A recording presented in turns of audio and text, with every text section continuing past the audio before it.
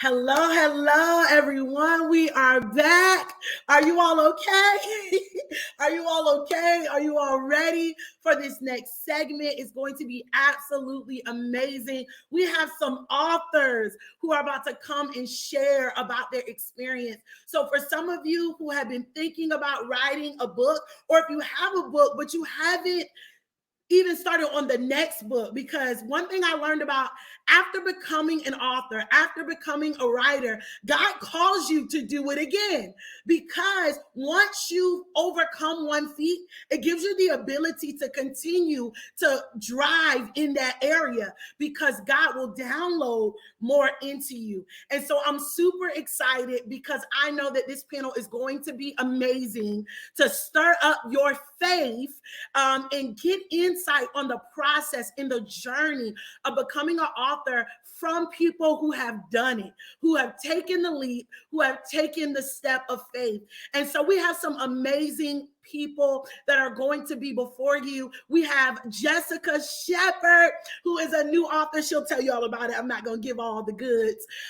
She is the moderator of our panel today. We also have Miss Dominique Peel. She is an author as well, and we are eagerly awaiting the official release so we can get that tangible copy. But she's an author. It's done, it's sent, it's created, it's developed. And so I'm super excited for you, her. And then also we have Pastor Chris Cox, powerful man of God, who is making great strides and has written a book so that other people can continue to grow and go to their next level. So without any further ado, they're going to give you all the goods about everything. So go ahead, buckle up and share. Remember to share the live. We are doing a social media takeover. Okay, we are on Twitter, we are on YouTube, and we are on Facebook. We are doing a social media takeover. So to be a part of the takeover, you have to share.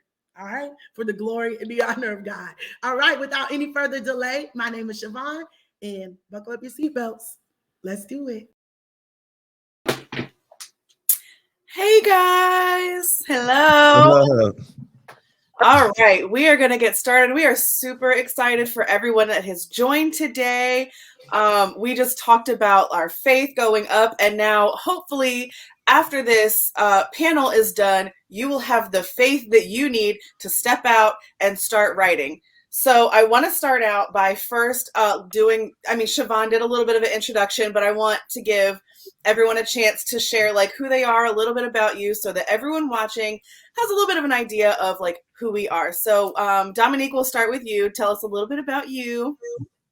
First, here with you for having. My name is Dominique Peel. I am 29 years old. I am a new author. I am a mentor. I am a coach. I'm overall a change agent. If you come into my presence, you're going to have an encounter with God's glory somehow, whether it be, something tangible, something that's said, you're going to encounter God's glory. I was a former mental health counselor. I just, enjoy seeing people walk in their identity, their purpose, and be the best version of themselves that God created them to be. Yes. All right. Pastor Chris Cox, tell us who you are. What's good, family? My name is Chris Cox. I am a youth and young adult pastor here in the Hampton Roads areas in Hampton, Virginia. And I've been in youth ministry for maybe almost 15 years now. And over this past year, I've been blessed to write a couple of books for students. And so I am super excited to share that and to share some of that journey. But yeah, that's who I am. I serve young people, pastor's kid. I've been in church all my life. And I'm excited to be here in this moment to have this conversation and to support my great sister, Chavon. Awesome. Okay, I'll tell you a little bit about me real quick. My name is Jessica Shepherd. I am a team lead over the youth ministry at my church. I've been working with kids since I can remember. I have such a huge heart for them. I'm currently a behavior technician. I give ABA services to autistic children one-on-one. So that's just a little tidbit about me. So first question I want to ask is, what is the name of your book and why did you decide to write it? And if you have more than one, you can share them both. Chris, we'll start with you this time. Okay. I have my first book is a devotional for teenage guys. It's a 5-minute gratitude teen boys devotional that came out in October. It came out towards the end of October. And then I have another book that I just announced this past week. That's a 5-minute devotional for younger boys ages 5 to 7, and it comes out on December the 28th. So it's available now for pre-orders on Amazon. And so basically, I was given the opportunity from a publishing company. They reached out and found me. They're a company that looks for trends and things that people are looking for on search engines and things like that for their, for whatever kind of consumption that they have. Because they don't just do Christian books. They do all kinds of books based on, research that they do as it pertains to what people are looking for. And so then they find, people who are professionals in those fields to write the book for them. And so they reached out to me with an outline for these books. For the first one, they reached out to me and asked me to write it. And when I did it, like what really pushed me to want to write this book was I got to think back to the time where I was living in the lives of these people that I'm writing to. And I was able to revisit some of those places. And I tell people all the time, if there was ever one particular time in my life where I felt like I wanted to give up, it was during my 5th, 6th grade years. I was going through a transition from living in the military life to going back to Alabama where all my family was. But there was a different mindset down there, and I had to kind of navigate through all of that. And I remember facing those changes as a young person and becoming so caught up in what I didn't have, living this life of like comparison, that I forgot to be grateful for what I did have. So it's a gratitude devotional, but it's so many different topics. They all just kind of wrap around this idea of how to be grateful no matter what state of life that you're in. So that was a fun journey writing that book. Awesome. All right. Dominique, your book, and why did you write it? Okay, my book is called Unleash Her Unveiled. Long story, but I'll give the short version. Back in about 2017, 2018, I had just went on this journey with God. Like, I used to go to Barnes and Noble every day, and I would walk in saying, like, one day I have a book on the shelf. One day, people are going to purchase a book that God has given me to write, and from there, God gave me just the boldness to write in my vision board that I did every year, So this particular year, I wrote in my vision board, I'm going to be an author. God, give me the words to write. Give me the book that you want to give others. And from there, he began to give me what to write. One Sunday I was in church, and my pastor had gave us these little name labels, and he told us to spend some time throughout the week going through who God says that you are. I didn't realize that I really did not know who I was in Christ. I struggled to fill up that name label. So God began to take me back to the basics, back to the foundation, and have me, digging in the word. He would give me songs, he would give me Bible verses, he would give me just different things he would lay on my heart to tell me who I was. He would affirm me in different ways, and then he had me to begin to write. As I began to write, I just began to go on a healing journey of my own to just rediscover who I was in Christ. And as I did so, he just began to tell me, there's your book. So I'll Unleash Her Unveiled. And it's for anyone who feels they are struggling in their identity in Christ, or sometimes life happens. The enemy can whisper in our ears and try to strip us of what we know and who we are and whose we are.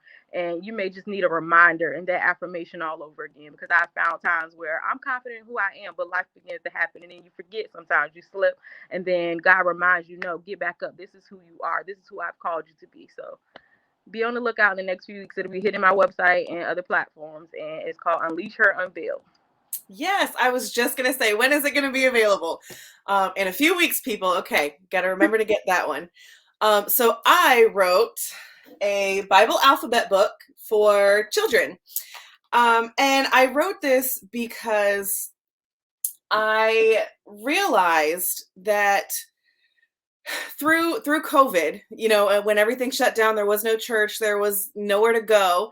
And I started to realize that my relationship with God wasn't what it should have been, because growing up, I was always taught, like, we go to church every Sunday, every Wednesday. If there's an extra service, we're in there.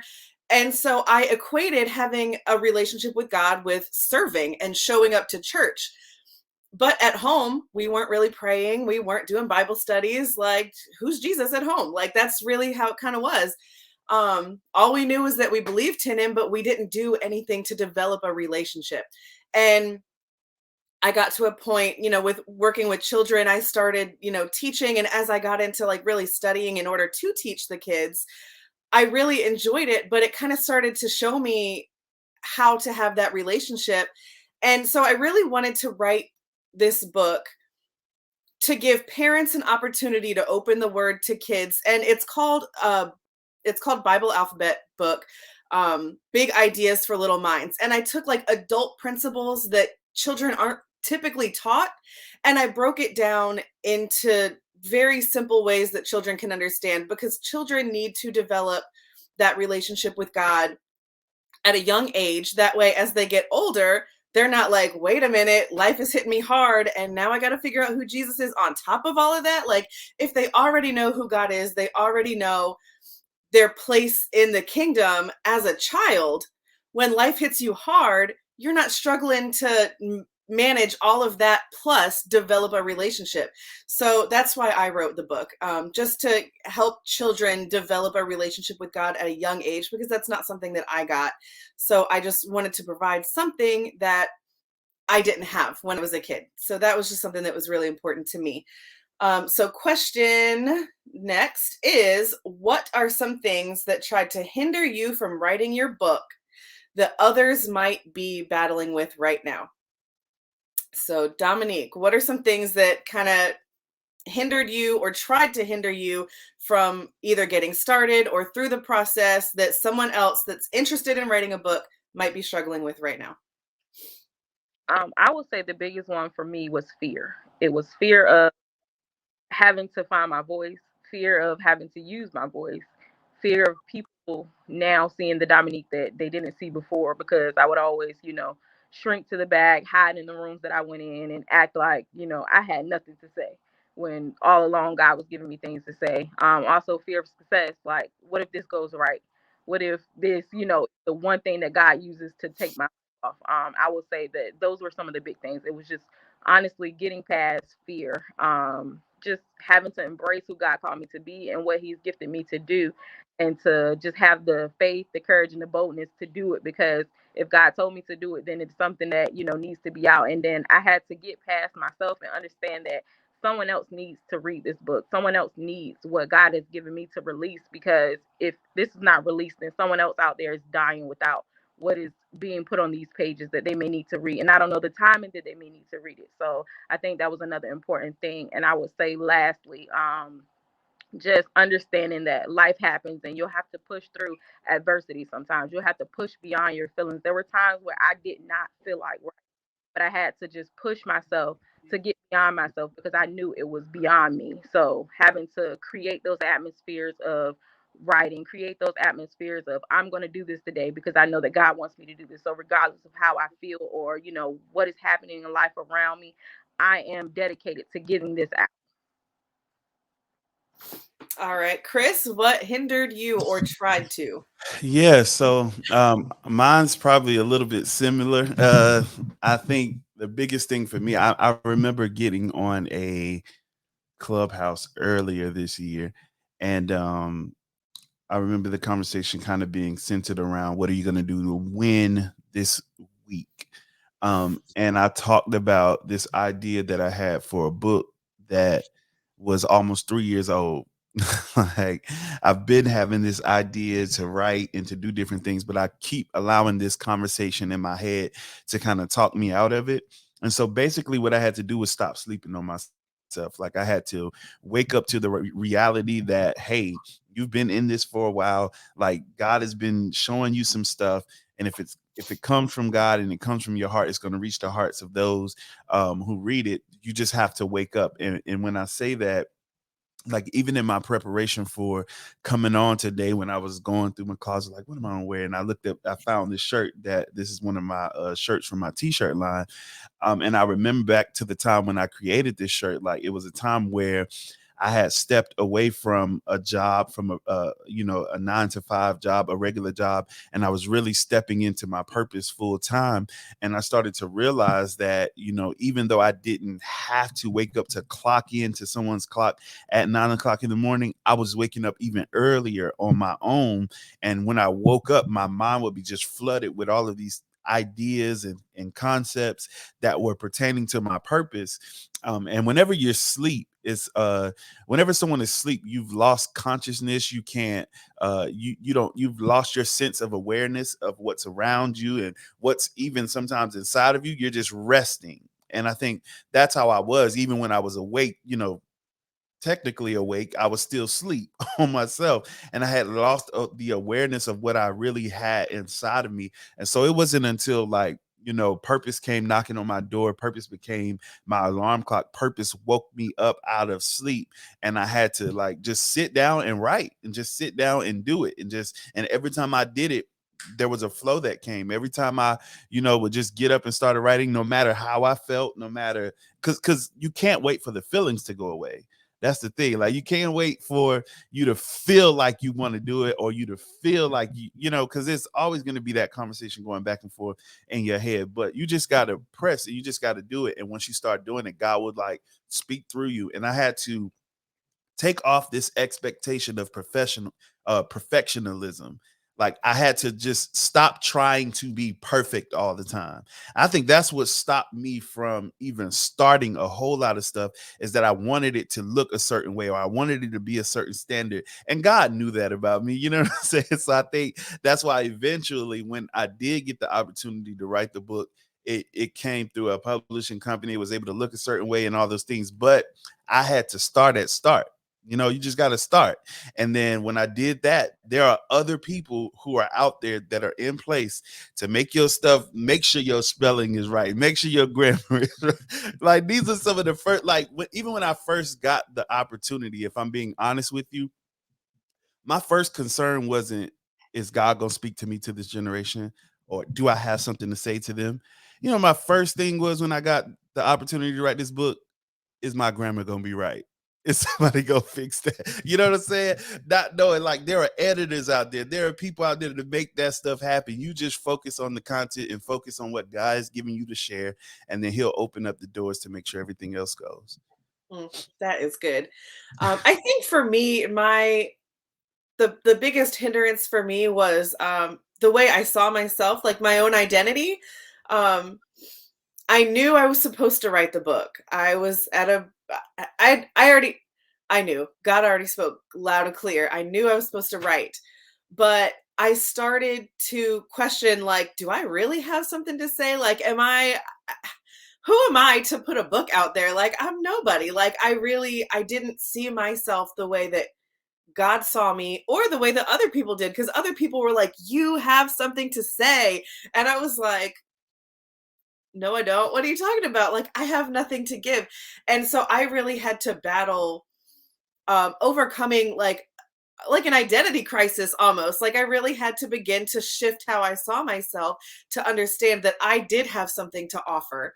And so I think that was probably the hardest thing for me, even as I was writing. I was going through the process and dealing with the illustrators and everything else. And when you do a children's book that has so many pictures and stuff, you have to deal with illustrators. And I'm a creative, and I do not want to offend people. So I'm like, okay, they gave me these illustrations, but this one page, absolutely not. They tried it, and they need to try it again. And that was hard for me, because I was just like, well, I don't want to offend anybody. But then I was like, wait a minute, I'm actually paying for this. So let me tell you guys what I really want. And so I really had to go back and forth with myself, with, just stepping up, and I had to man up and just be like, okay, this is my book. This is my vision. I have to really step into who I am supposed to be. So I think my biggest issue was just the little bit of identity crisis that I went through as I started writing. So our next question: what did you learn about yourself on this journey to becoming an author? Dominique? I would say I learned that I had a voice. I learned that I can use my voice in the capacity that God is calling me to use it in. And I may not be everybody's cup of tea, but God has called me to a specific people to use my voice to speak out for them, to help them through. I learned that I have something to say in terms of a testimony. I always, like I said, used to hide, used to shy back, and used to act like I had nothing to say, nothing that I had gone through, no experience, no wisdom. But God has given me things. He has let me go through experiences to speak up about so that I can help someone else not have to go through the same, or to help them through whatever it is that they're dealing with as well. I know that my life coach, she asked me one time, what what are your things that you have to offer to the world? What is your testimony? So I had to sit and like actually write it out. And then my mentor as well asked me, what are your pain points? Like what are your pain points and your passion points? What are some things that you enjoy and some things that you have gone through, So just using those things, I've learned that I have a testimony to share. The word even tells us we're overcome by the blood of the Lamb and the word of our testimony. So I learned to use my voice, and that I don't have to wait. If God has given me the go, to use it, to do it, to go, to help someone, because it's not about me at the end of the day. I don't want to see someone on the other end dying because I'm afraid and holding back, being selfish in what I have to offer. That's good. Yeah, I would say I've learned that I have to always give God permission and space to let me evolve, like to become something that I didn't think I would be or didn't think I would do. Like I have to leave room. I tell some of my students that all the time. I have one in particular, and I think he might be watching. I'm not sure if he's still on or not, but he has his life planned out to the T. And I tell him, I said, well, leave space for Jesus, because he may call you into something that you don't even realize that you are yet. But I was able to embody the scripture that says, no greater love than this, that a man would lay down his life for his friends. And sometimes that doesn't just mean like to physically kill yourself, but all of us have these things that we've built up as it pertains to what life is for us, and the things that we've said we were going to do and we were going to accomplish, and the things that keep us busy, the things that keep us occupied. And then opportunities or callings come from God to do things like write a book, which takes up a lot of time, takes up a lot of energy, takes up a lot of it just takes a lot. I didn't even realize how much it was going to take to try to take what was in my heart and put it on paper, and to really want it to communicate well. And so all of that is me having to lay down my life. I remember during the process of writing these books, it was some of it was during the summertime when I was traveling a lot and speaking at different places and running off of a stage and into my hotel room and trying to write down because I got something on my heart to share. And it just taught me that, God can do anything if we would give him our yes, and if we would just be available to him. We don't have to be perfect, just available. And I've learned to give God that space to let me evolve, to let me become something. Like I didn't think this time last year that I'd be calling myself an author, but not only in 1 year have I released one book, but there's two. It's like it still blows my mind to this moment that it's happened. But just giving God that space is what really caused it to happen. That's good. I think for me, I had to learn to lose control. I, as a creative, and I'm sure you guys feel the same way, like when you create something, it's your baby and you don't want anyone to touch it. Like you're like, okay, I have this vision, I have these ideas, this is how I want it to look. And as an author, like especially a children's author, you can't do that. um, because when you have something, like with my book that has illustrations, I can't draw. I don't know what I'm doing when it comes to that. So I had to let go, lose control, give that control to somebody else and let them help me. And that's, I think, one of the things that I really learned about myself is that I can't do it all. I have to let other people in.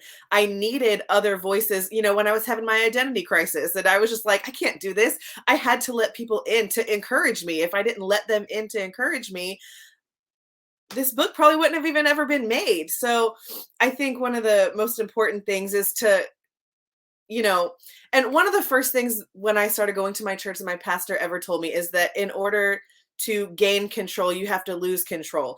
And that's, with God, you can't try to control everything. And that's kind of like what you were saying. Like you have to give God space to do him. And if you're trying to control it all, you can't. So for me, I think I really just had to learn that I don't have to control everything, because when I let go and I let other people in to be a part of the process, it turned out to be amazing. And if I would have tried to do it by myself, I would have been so stressed out. Like, I think losing the control that I wanted so bad actually made it easier. So our next question, what advice would you give to someone that is ready to launch their first book? Chris? My advice would be launch it. Do whatever you can. Start with whatever you have, and you'll be amazed. And even if that means, and when I say that, even if that means like you just writing for the sake of writing, right? Because the best time to start is when you don't have the audience, is when you don't have the people cheering you on, because those same people that cheer you on when you make an announcement won't be there when you put the sale out. Yep. I learned that during my process. Like That is very true.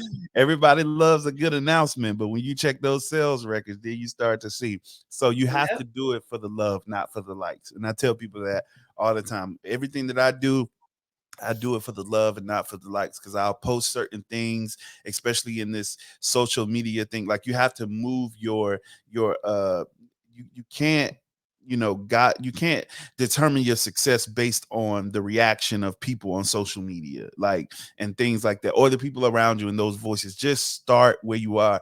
I remember even me, like when I got into speaking and I got into preaching, and I knew I was a little different. Like I didn't want to be like everybody else, and I knew that God wanted to raise me up a certain kind of way. The first thing I did was not go knock on everybody's door saying, give me an opportunity or give me this or give me a chance. No, I created a whole my first apartment when I was in Georgia. I took my laundry room because I didn't have a washer and dryer. So I took my laundry room and I put a world map in there. And then I had another side that had like some sticky notes of people's names. And I would go in there and I would preach to that map.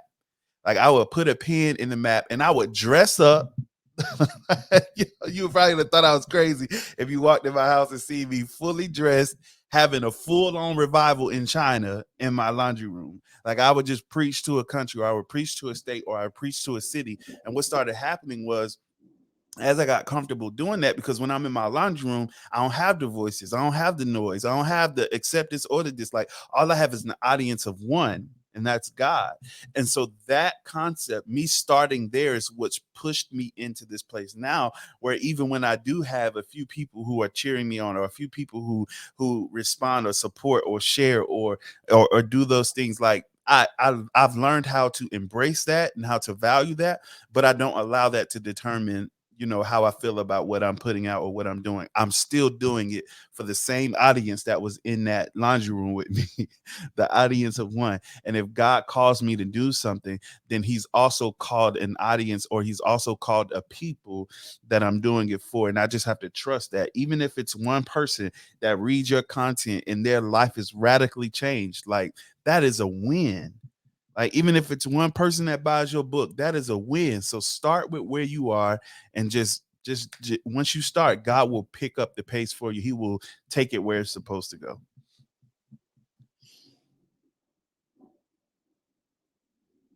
Dominique?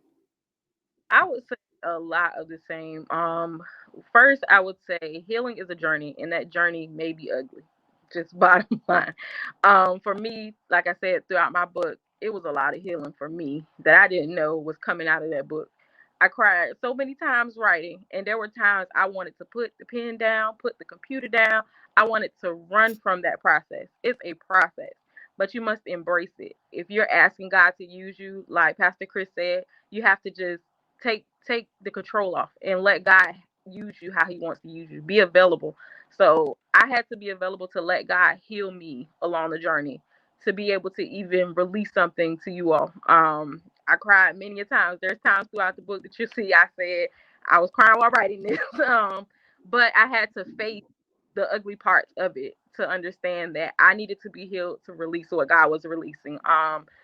Again, don't do it for the claps of others. There'll be times when there's no one cheering you on, and you have to literally stand there with your feet flat on the ground and let yourself know that if God has called me to this, I'm going to do it in obedience to him, not because I'm waiting for someone to clap and cheer me on, but because God told me to. That's what I'm going to get up and do. And just lastly, start with where you are. What's in you? It's in you already. Like, if God has called you to this, it's already in you. He has given you something to share with the people. You just have to be willing and available and trust that God is going to use your voice to push you forward, to release what it is that he's asking you to release. You just have to be able to embrace what it is that he wants you to release. Don't allow guilt, don't allow shame, don't allow fear, anything that you feel is holding you back to keep you from sharing your story or what God is asking you to release. It may not be what others want to hear, but it's what God wants for the earth, to bring about healing, to bring about deliverance, to bring about revival, to bring about change. So just release control and allow him to do it. Lastly, I'm sorry that I'm going so long, but take the timeline off. Like I said, I wrote in my vision board 2017, 2018, God, I want to be an author. You've given me this idea to write a book. I spent my whole life, loving sitting in my room, writing and things like that, but here we are approaching 2022 and I'm finally getting ready to release this book. I had to take the timeline off of God. Like, I don't know when you're going to do it, but I trust that you've given me this idea and that you're going to do it. So just trust God and go forth. Start where you are. And I can't wait to hear that you're launching the book. That is very good advice. I think the advice I would give is one, be wise. You have to take the time to, like, in this day and age of social media, you kind of have to understand how social media works. And if you're launching a book and you get super excited and you try to post that you're launching a book at 3 a.m., that doesn't make sense. You have to be wise about how you use your social media when you're ready to put it out there, like as far as like the launch is concerned. Like, and if you need to do some research, Google it. Like, Google is right there. Like, what's the best time to post? When is the best time to post? How is the best time to post? You don't want graphics that look crazy. You need to, if you don't know how to make graphics, find somebody that does. Like, find a friend, talk to somebody. Like, you want to make your stuff look good. You don't want to just post out like a fuzzy, blurry, crazy looking graphic and be like, oh, buy my book. People are going to be like, should I buy your book? I don't know. Like, you want your stuff to look good and look presentable. So that's one thing that I did throughout my process is like, I started looking up, like, how do you do these things? Like, follow people on Instagram and follow people on social media that do this, that know what's going on. Like, there's one person that I followed and he made a whole post about like, when you're posting, and that's something that I never thought of. And I was like, you know what? That's really good.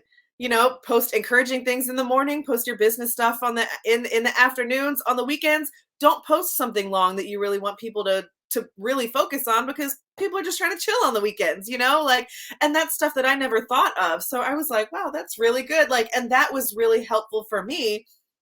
Because, like, me being me, I would have been like, okay, it's Friday night. Let me post this big, long thing with an announcement and go buy my book. And like, statistically, that would have not been the best time to post. So I would say be wise about that.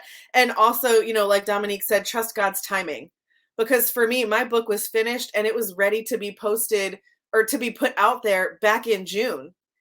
And if I would have posted it in June, I'm telling you right now, I would have dropped it. It wouldn't have been beneficial for me at all. Because in July, when I tell you life hit me hard, I had no time to focus on putting a book out there or sharing it or doing anything with it, because I had to go through this crazy process with, family, and a lot of things happened.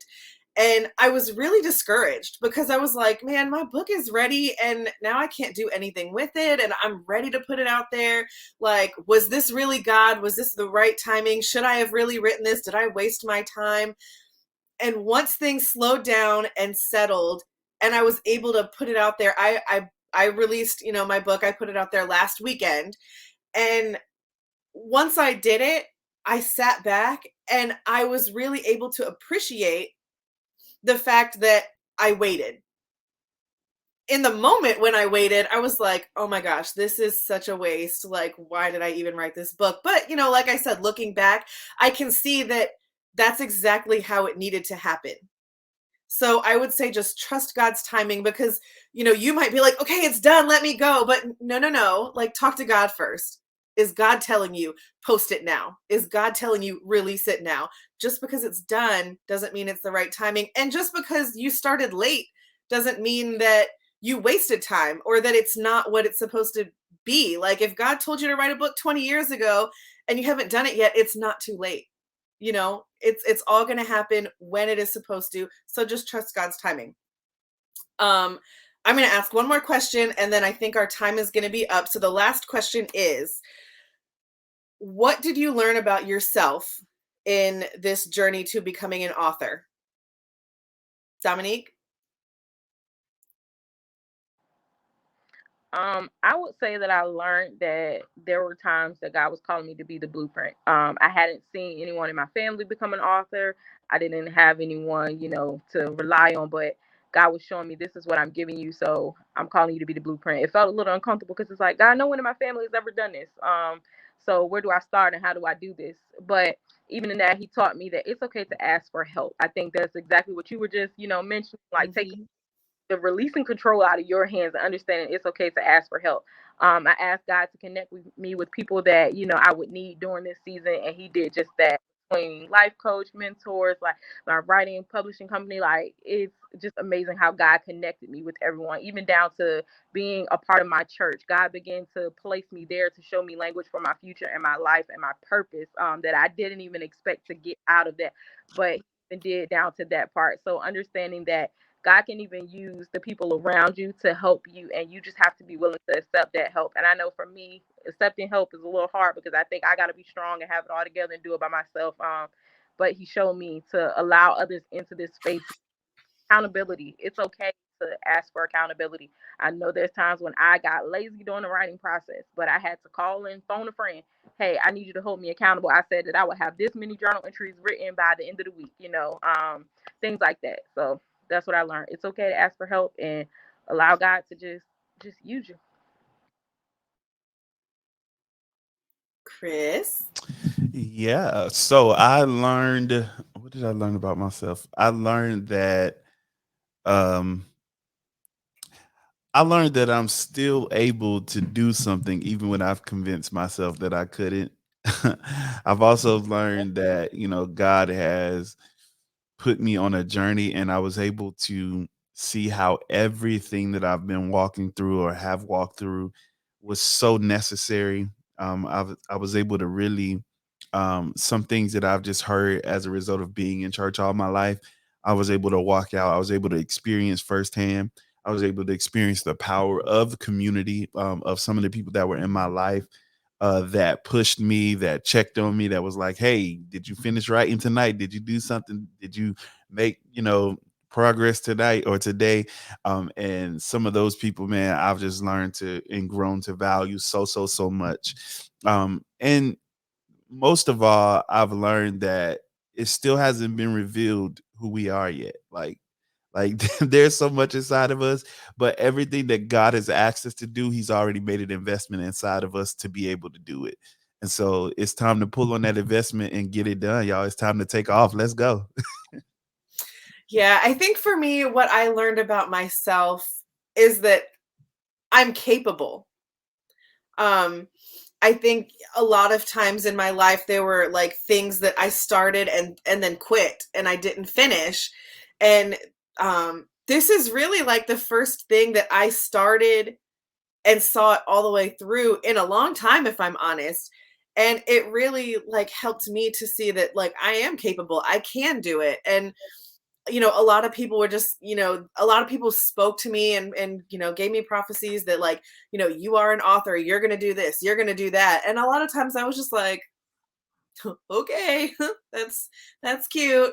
And, this really brought me to a place where I was like, you know what? Like what God said is true. Like I am this, I am that, like I am all these things. And so I think, when you start a project like this, especially if you do it with God, you're going to grow and you're going to learn about yourself, and it's really going to help you to take off. Like it's really, this whole process just gave me so much more confidence. Like I really gained a lot more than what I had when I started. Like I am not the same person that I am today that I was when I started writing this book. And I think that when you start something like this, it is huge. Like it's a big deal. And there were a couple of times throughout the process where I would be talking to people and I'd be like, oh yeah, I'm writing a book. It's whatever. And they're like, wait a minute, what?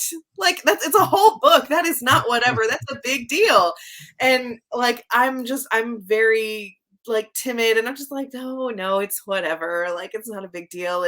And through this process, I really learned to just like accept that it is a big deal and I'm able to do it, So I'm just really proud of myself for getting through the process because it was hard. And so I hope that throughout this discussion, this panel discussion, everyone watching has gotten something that they needed in order to pick that pen up or pull out your keyboard and start writing, because what you have to offer is important. Like, and sure, you might want to write the same thing that somebody else did, but it's not their voice. It's your voice, and you have something to offer that just because it's the same type of book, it's not going to be the same voice. And what you have to say matters. So hopefully somebody has been encouraged to start writing. I love it. You all were absolutely amazing. I thank you all so much for being here, because I believe that somebody got some new understanding of why they need to take this step and why they need to take this journey. And you all were transparent in your process, because people are going through the very same things, because we have an enemy. And at the end of the day, the things that often hinder us are an attack so that we don't produce what's going to help change the world. And that's what makes all the difference in the world. And so I was listening to you all, and as you all were speaking, I was reminded of what Bishop T.D. Jakes said in his book, Don't Drop the Mic. Because although he's talking from the perspective of speaking, he talks about the power of both written and oral language. So this is what he said in spoken language. Through all the uncertainty, fear, anxiety, anger, death, and grief, our words continue to give us life. They give us strength and courage, faith and hope. Our words matter now more than ever. Communication is as vital to human existence as air, water, food, and shelter. Using the power of written and spoken language, we can express our love, defend our rights, attain our education, persuade an opponent, defeat an adversary, and entertain millions of readers and listeners. Communication converts ideas into words and words into action.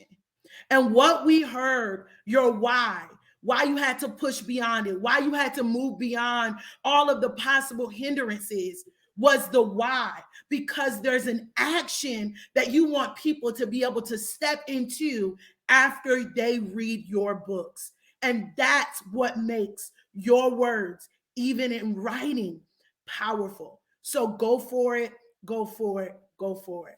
Thank you all so much for this time today. I want you all to follow these individuals and go and support and buy their books. You have a nephew that needs Chris's book. You have a sister, a friend who needs Dominique's book. You have a niece, a nephew, or a child, come on, who needs these books so that their lives can be changed. And can I tell you, it's Christmas time. Let's get the kids something more than a toy. Let's get them something that you can read with them, or you can question them about, or get your sister something that's going to change her life, because she needs to be unleashed. Support. Chris Cox, Dominique Peel, Jessica Shepard. Support them. I will definitely be going this. I got Jessica's book last week at her launch. So Chris and Dominique, I'm ready. I'm ready to go support because I definitely have some nephews. And I definitely have some amazing sisters that I can definitely share and bless them with what you all have for Christmas. A good gift that keeps on giving, a life-changing gift. That's what a book is. I just read this book earlier this year, and what was I able to do? Apply it to this moment, to this space. So we will see you all in the next session. We have an amazing speaker coming up. Don't miss it.